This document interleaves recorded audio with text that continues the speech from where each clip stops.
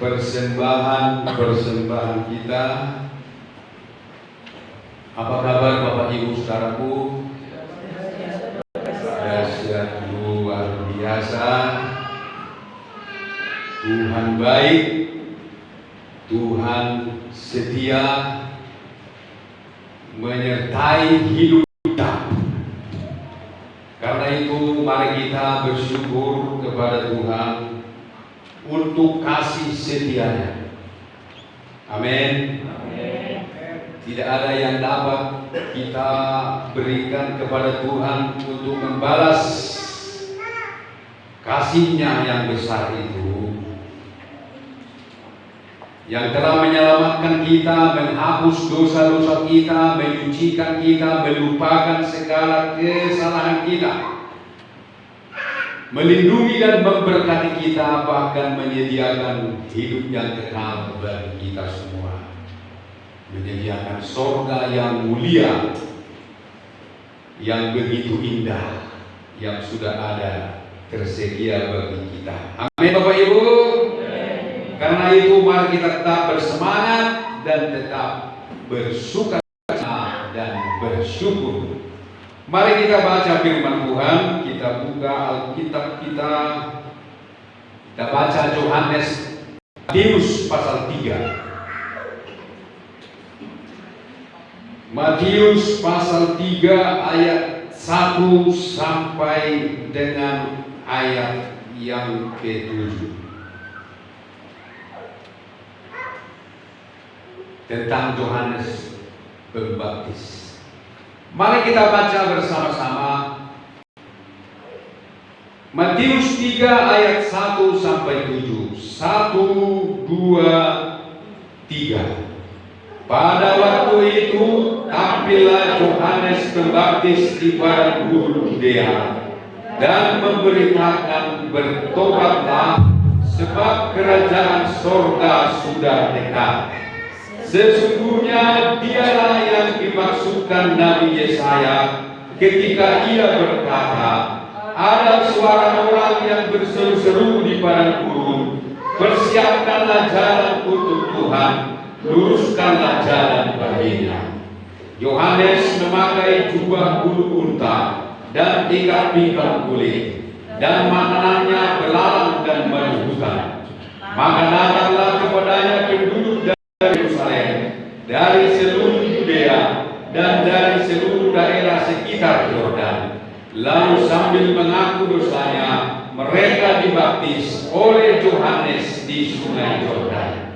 Pada waktu ia melihat banyak orang Farisi dan orang Saduki datang untuk dibaptis, berkatalah ia kepada mereka, hai kamu keturunan ular beluda, siapakah yang mengatakan kepada kamu bahwa kamu dapat melarikan diri dari murka yang akan datang? Amin. Amin. Amin. Semua kenal Yohanes Pembaptis. Ya, Yohanes Pembaptis bukan lagi nama yang baru kita dengar.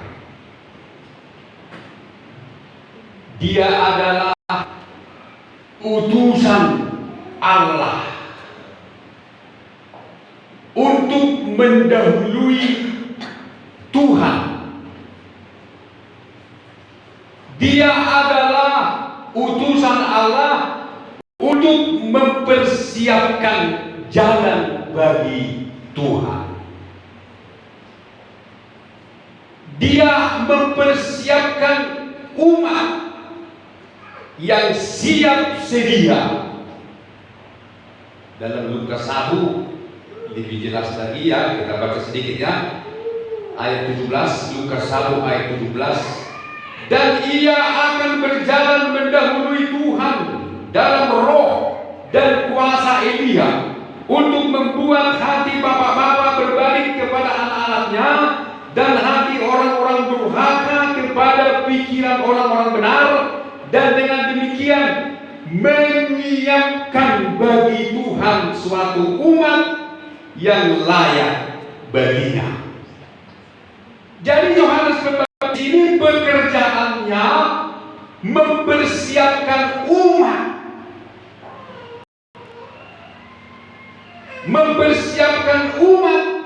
bagi Tuhan, yaitu umat yang layak. Amin, Bapak Ibu.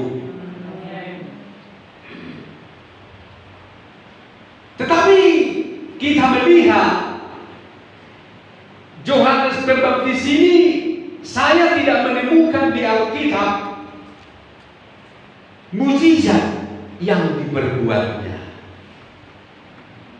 Mungkin Ibu Bapak ada menemukan? Tidak ada. Satu pun tidak ada mujizat dibuat oleh Yohanes Pembaptis ini. Padahal Yesus mengaku, menyatakan bahwa Yohanes Pembaptis adalah orang yang terbesar, nabi yang terbesar.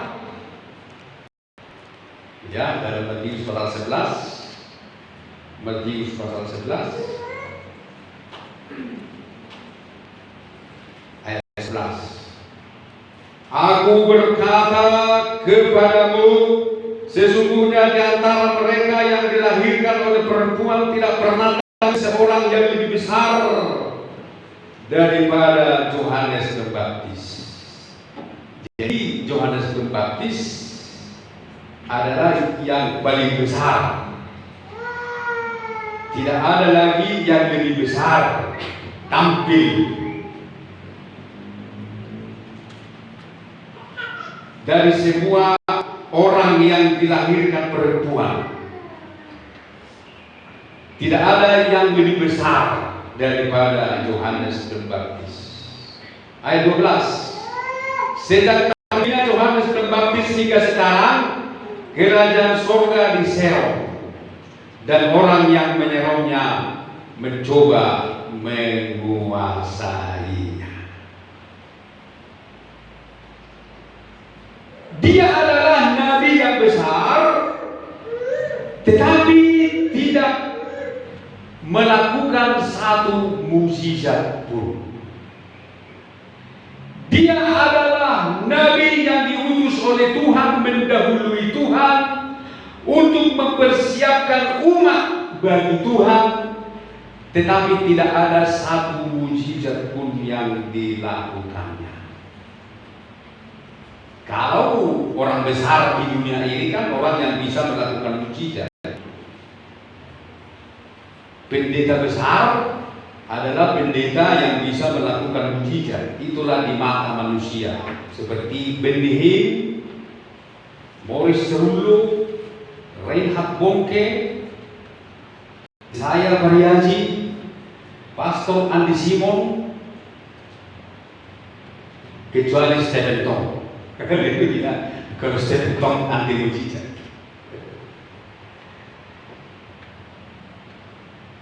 Jadi ketika Yohanes Pembaptis mempersiapkan umat bagi Tuhan, dia tidak melakukan mukjizat. Ibu bapak tenang sekalian, kita sekarang sedang menanti hari kedatangan Tuhan yang kedua kali. Gereja sedang dipersiapkan. Di dalam kitab Wahyu, yang melakukan mukjizat pada akhir zaman justru antikris. Justru antikris yang bisa melakukan mukjizat. Ataupun bukannya yang bisa, yang melakukan mukjizat untuk mencari pengikut. Dalam Wahyu pasal 13 jelas dikatakan di sana bahwa binatang itu menyembuhkan luka, ya. Bahkan binatang itu menghidupkan,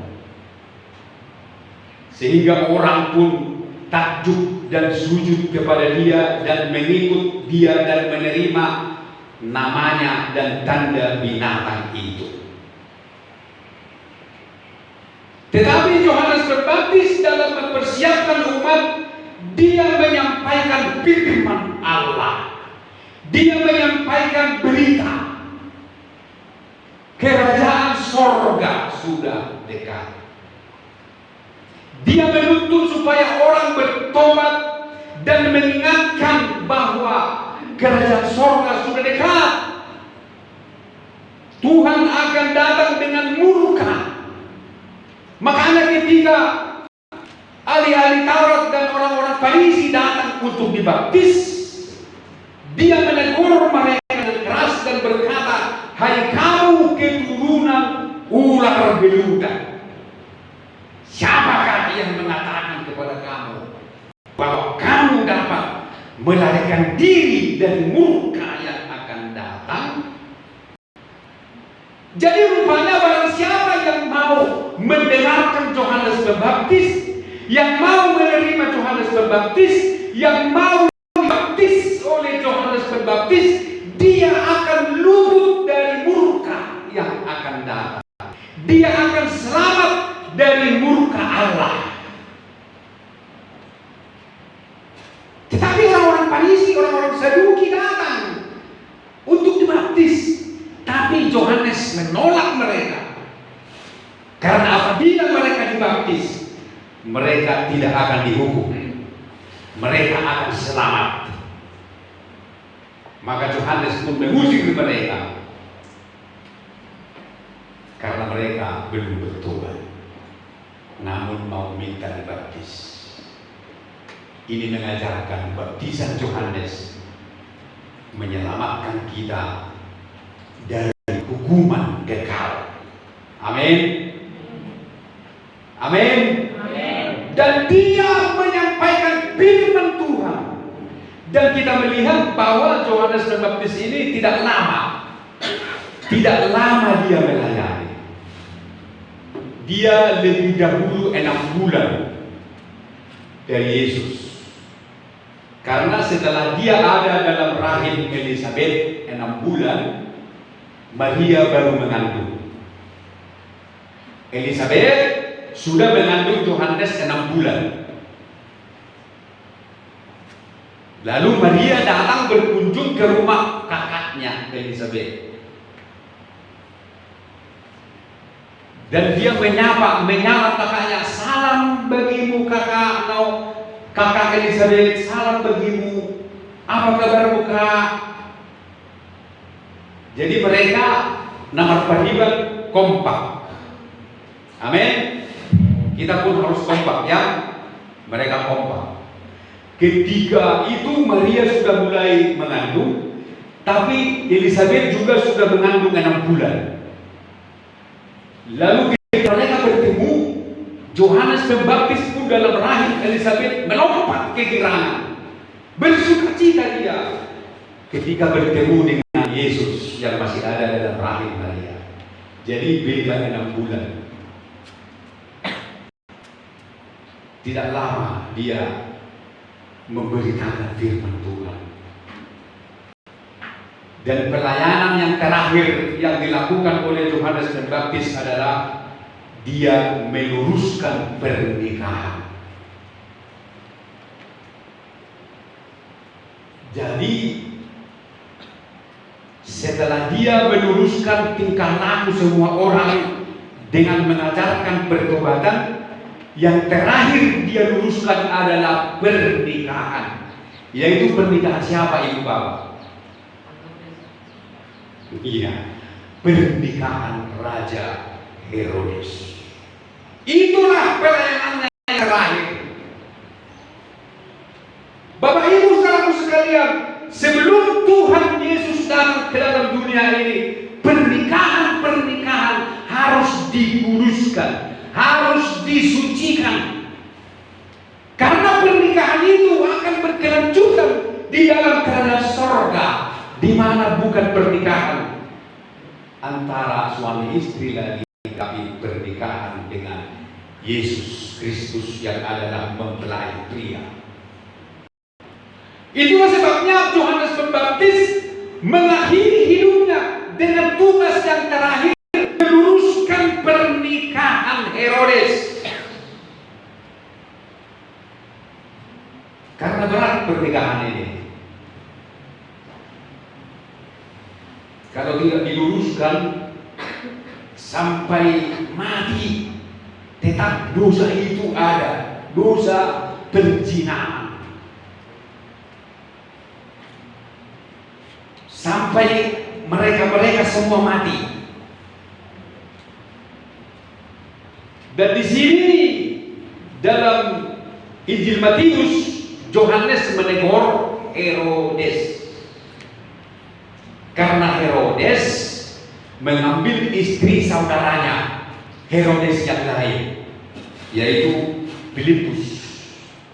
Istri Filipus dia ambil menjadi istrinya. Maka Yohanes Pembaptis pun menegur dengan keras. Dia tidak takut meluruskan pernikahan raja. Raja yang sangat ditakuti. Dia mengatakan, tidak halal bagimu mengambil Herodias, istri saudaramu, menjadi istrimu. Oleh karena itu Herodes menangkap dia, yaitu Herodes Antipas.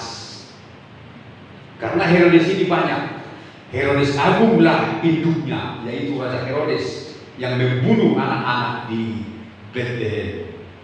Kemudian Herodes Antipas, Herodes Filipus, Herodes Archelaus, dan masih terus sampai ke bawah namanya Herodes. Maka Herodes pun menangkap Yohanes, memenjarakan dia, dibelenggu dia di penjara beberapa lama, sampai pada akhirnya dia dibunuh ketika dia ulang tahun. Ketika Herodes ulang tahun, anak perempuan Herodias menari di hadapan Herodes. Tariannya sangat menyukakan hatinya. Maka dia berkata, apa yang kau minta? Sekalipun setengah dari kerajaan akan kuberikan. Lalu anak perempuan Herodias melapor kepada mamanya, Mama, raja mau memberikan apa saja yang kuminta, karena aku menari dengan bagus di depan matanya. Kita minta apa, Mama? Herodias yang memiliki dendam kesumat kepada Yohanes Pembaptis karena meluruskan pernikahan mereka, maka dia berkata, mintalah kepala Yohanes Pembaptis di atas sebuah talam. Lalu Herodes pun mengabulkan permintaan itu dan membunuh Yohanes Pembaptis, memenggal kepalanya, ditaruh di sebuah talam dan diberikan kepada Herodias. Untuk apa itu di kepala itu dibikin? Untuk apa itu kepala? Mungkin Herodias dan Herodes menunjuk kepala itu setelah dipenggal.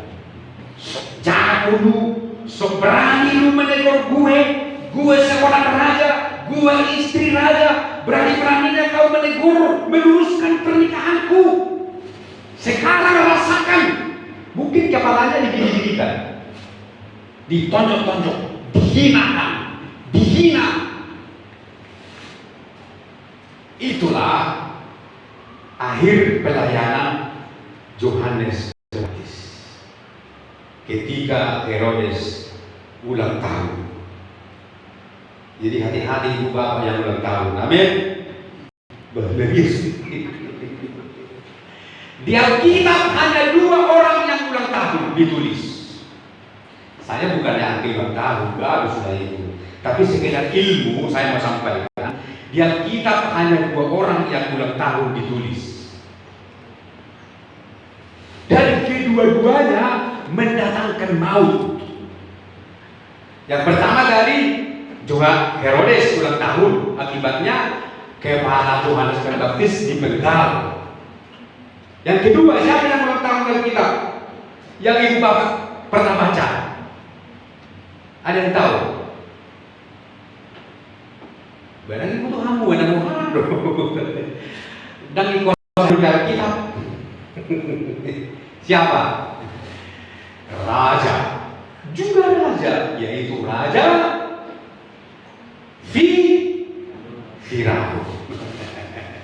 Raja Firaun dia ulang tahun. Di hari ulang tahunnya, kepala orang pun harus dipancung, yaitu kepala juru roti, pelayannya yang mimpinya ditafsir, diterjemahkan oleh Yusuf di dalam penjara. Dia di penjara, lalu dia bermimpi, dan Yusuf menerangkan mimpi itu. Ada dua yang di penjara, juru minum dan juru roti. Juru minum arti mimpinya bagus, nanti kau dinaikkan lagi ke tempat kerjamu, kau akan ditinggikan. Tetapi kamu juru roti, kamu akan dipancung, kepalamu digantung, dan kamu akan dimakan burung. Maka ketika Raja Firaun ulang tahun, dia ambil juru minum, dipekerjakan lagi ke jabatan yang semula, dan dia ambil juru roti, dan dia digantung dan mati. Jadi semua mendatangkan maut. Makanya ada orang tidak mau merayakan ulang tahunnya, karena dia berkata, ulang tahun itu Herodes, gak boleh kita ulang tahun, kata. Itu bahaya, itu Herodes. Sehingga terjadi pro dan kontra.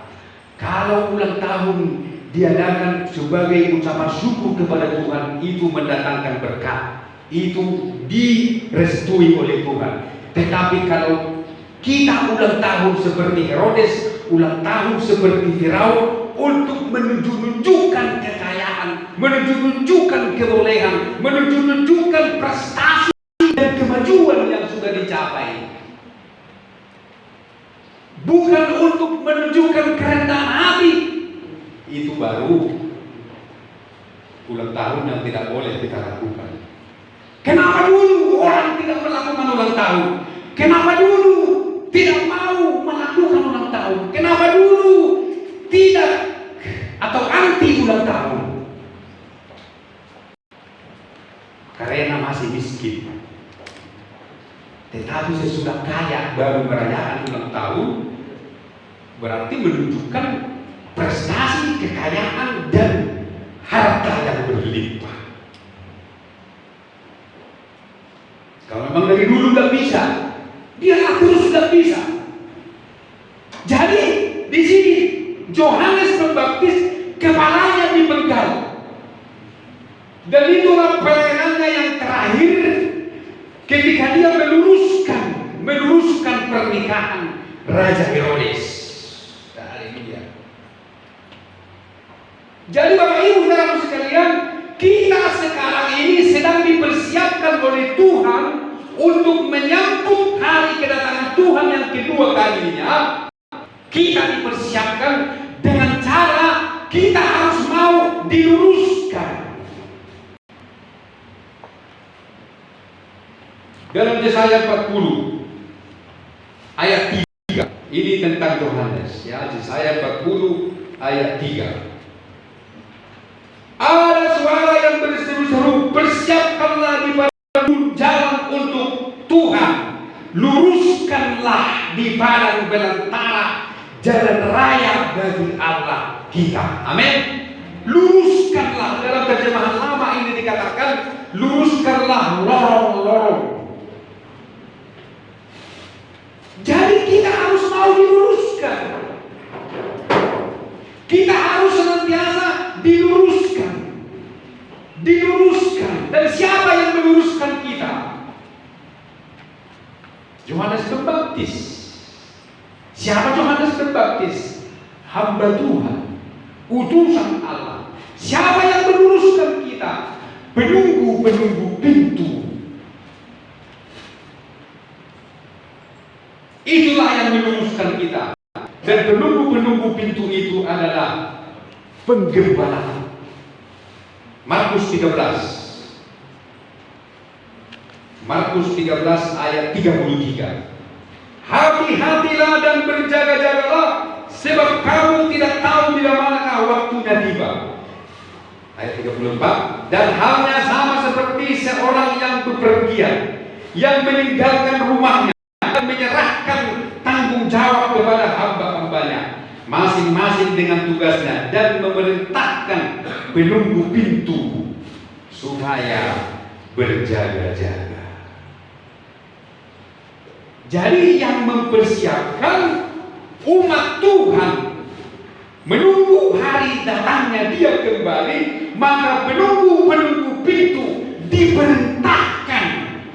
Penunggu-penunggu pintu diperintahkan untuk berjaga-jaga. Maka penunggu-penunggu pintu itulah hamba-hamba Tuhan. Itulah gembala-gembala, pelayan-pelayan Tuhan.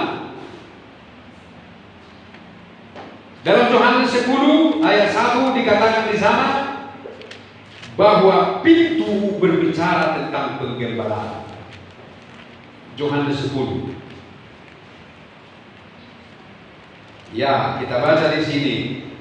Aku, ayat 1, aku berkata kepadamu, sesungguhnya siapa yang masuk ke dalam kandang domba dengan tidak melalui pintu, tetapi dengan memanjat tembok, ia adalah seorang pencuri dan seorang perampok. Tetapi siapa yang masuk melalui pintu, ia adalah gembala domba. Amin. Pintu, penunggu pintu adalah gembala domba. Dialah yang akan meluruskan umat Tuhan, meluruskan saudara dan saya untuk siap, layak menyambut hari kedatangan Tuhan yang kedua kalinya, seperti Yohanes Pembaptis yang mengabarkan Injil, memberitakan Injil kerajaan surga. Dia meluruskan hati semua orang. Dia juga meluruskan pernikahan-pernikahan. Itulah penunggu-penunggu pintu, penggembala, gembala-gembala. Mereka lah penunggu-penunggu pintu yang berjaga-jaga, mempersiapkan umat Tuhan. Dan dengan apakah umat Tuhan diluruskan? Dengan apakah mereka diperiksa? Yaitu dengan firman penggembalaan. Kita diperiksa, kita dikoreksi, kita diluruskan, tapi ada alatnya. Bukan sembarang alat. Tidak boleh ada alat yang lain untuk meluruskan kita. Bukan pikiran manusia, bukan keinginan manusia untuk memeriksa umat Tuhan. Tetapi apakah alat untuk meluruskan kita? Firman Tuhan. Amin, Ibu Bapak. Firman Tuhan. Firman Tuhanlah firman penggembalaan yang disampaikan oleh gembala, yang disampaikan oleh penunggu-penunggu pintu yang berjaga-jaga. Dan penunggu pintu harus memahami hari kedatangan Tuhan. Mereka dengan firman itu kita diluruskan, kita dikoreksi, kita digeledah, kita diperiksa. Zefanya 1. Ini ayatnya, Zefanya 1 ayat 12. Pada waktu itu aku akan menggeledah Yerusalem dengan memakai obor. Amin. Ya, obor. Yerusalem adalah gambaran daripada umat Tuhan. Jadi Tuhan akan menggeledah gerejanya. Tuhan akan menggeledah kita dengan memakai obor. Obor itu adalah terang. Amsal 6 ayat 23 berkata, Amsal 6 ayat 23, karena perintah itu pelita dan ajaran itu cahaya, dan teguran yang mendidik itu jalan kehidupan. Perintah itu pelita, firman itu adalah pelita, ajaran itu adalah cahaya, obor adalah firman Tuhan. Dengan obor Tuhan menggeledah kita. Dengan firman Tuhan kita diperiksa oleh Tuhan, kita dikoreksi, kita digeledah kalau tidak sesuai dengan firman,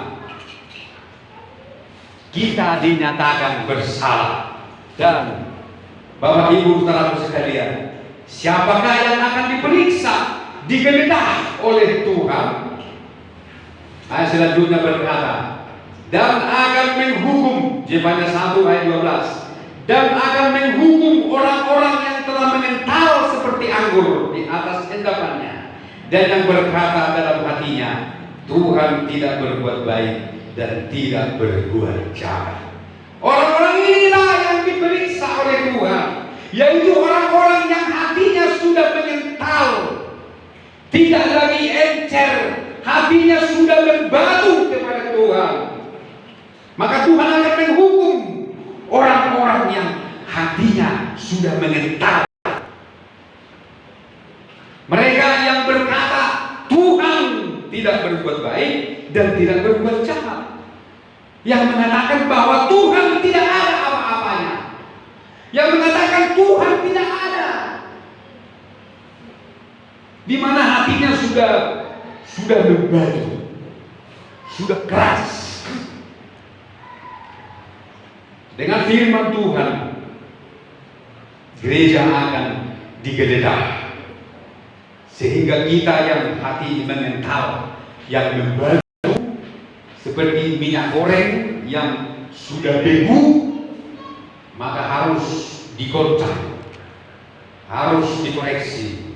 Maka sebagai akibatnya, saudaraku yang kekasih Tuhan, ayat 13 berkata, orang-orang yang hatinya mengental, orang-orang yang hatinya sudah membatu, orang-orang yang hatinya sudah tidak ada lagi kepada Tuhan, maka Tuhan akan menghukum mereka.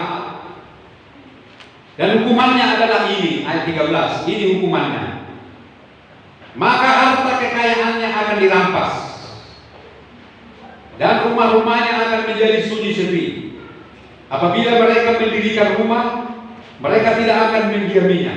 Apabila mereka membuat kebun anggur, mereka tidak akan minum anggurnya. Ini hukumannya.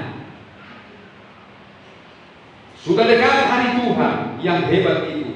Sudah dekat dan datang dengan cepat sekali. Dengar, hari Tuhan pahit.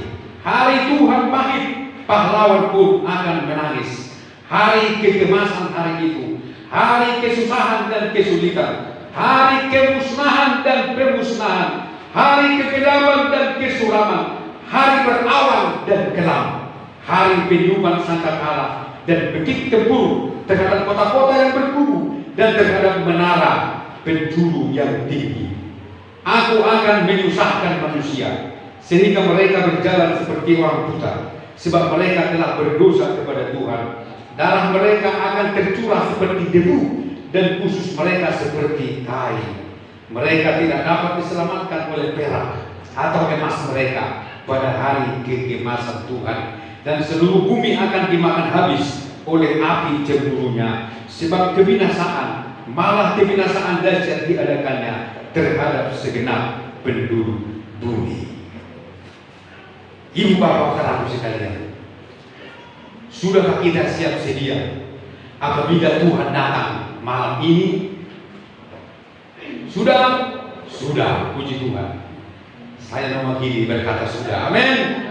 semua sudah siap menyambut hari kedatangannya, kalaupun dia datang pada malam hari ini.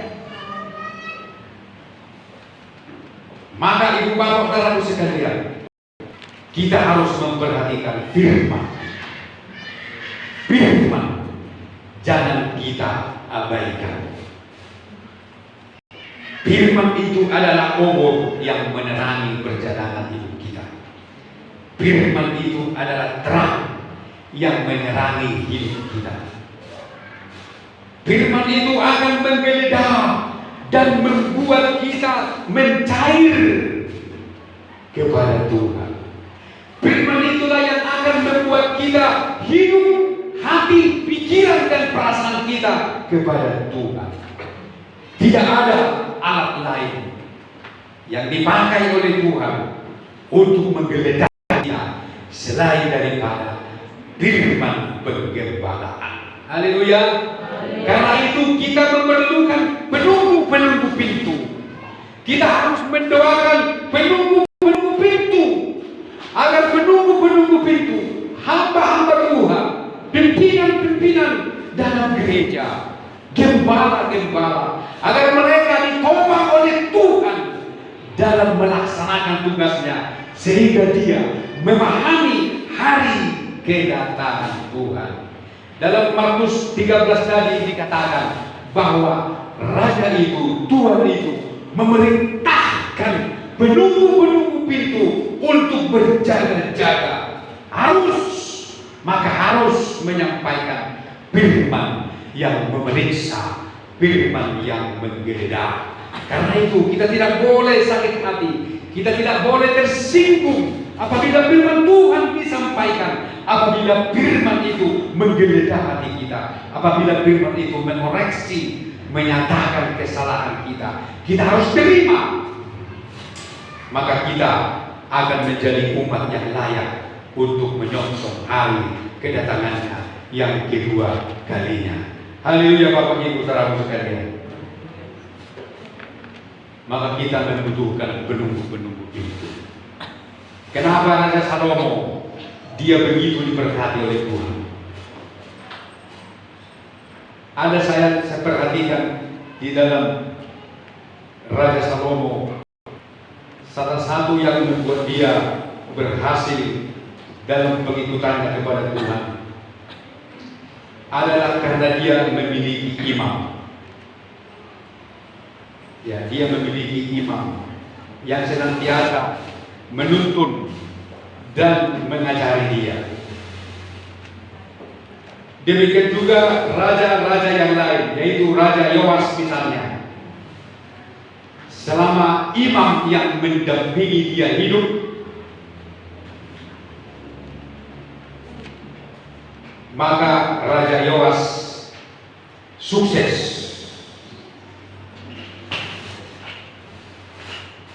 dan dia berhasil.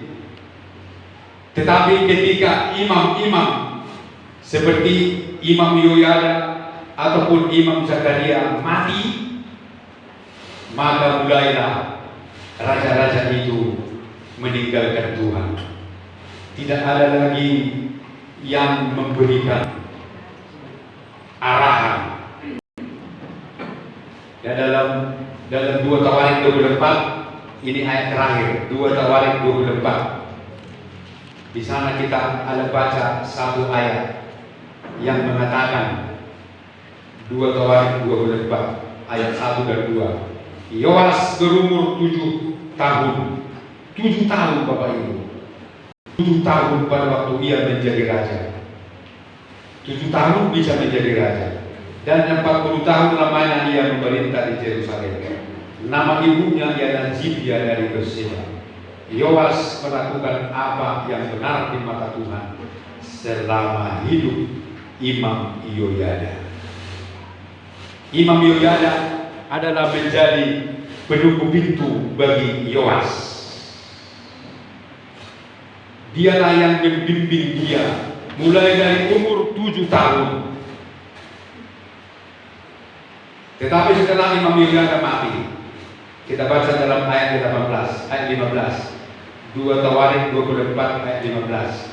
Yehoyada menjadi tua dan lanjut umur, lalu matilah ia. 130 tahun umurnya ketika ia mati. Ia dikuburkan di kota Daud di samping raja-raja, karena perbuatan-perbuatannya yang baik di Israel terhadap Allah dan rumahnya. Sesudah Yehoyada mati, pemimpin-pemimpin Yehuda datang menyembah kepada raja. Sejak itu raja mendengarkan mereka. 18. Mereka meninggalkan rumah Tuhan Allah nenek moyang mereka, lalu beribadah kepada tiang-tiang berhala dan patung-patung berhala. Oleh karena kesalahan itu, Yehuda dan Yerusalem tertimpa murka. Jadi ketika imam-imam, ketika penunggu-penunggu pintu tidak ada lagi mendampingi raja-raja Yehuda ataupun raja-raja Israel, maka mulailah mereka meninggalkan Tuhan. Akibat daripada mereka meninggalkan Tuhan, umat dan bangsa itu ditimpa oleh berbagai-bagai murka. Bapak Ibu saudaraku sekalian, marilah kita senantiasa taat dan dengar-dengaran kepada firman Tuhan yang menuntun dan yang menggembalakan kita, yang menuntun dan membawa kita kepada rumput yang hijau, kepada air yang tenang. Mari kita bangkit berdiri. Kita akan mengangkat dagu. Musik akan selalu berhenti. Kasih Tuhan tetap berhenti. Terima kasih Tuhan, kami bersyukur. Kasih-Mu tidak pernah berubah. Firman-Mu yang berkata, sebab Tuhan baik, bahwasanya kasih setianya untuk selama-lamanya. Dengan apa kami membalas kasih-Mu Tuhan di tengah hidup kami? Kami mau memuji dan menyembah. Kami mau mengikut Engkau. Dipimpin oleh Tuhan. Haleluya, haleluya. Terima kasih. Terima kasih Tuhan. Kasih setiap tidak pernah berubah. Di setiap waktu kasih-Mu tetap akan berubah sampai selamanya. Inilah kita percaya. Kami percaya kepada-Mu. Ku yakin Tuhan memberkati. Ku yakin Tuhan melindungi. Burung di udara Tuhan pelihara, karena kasih-Nya. Musim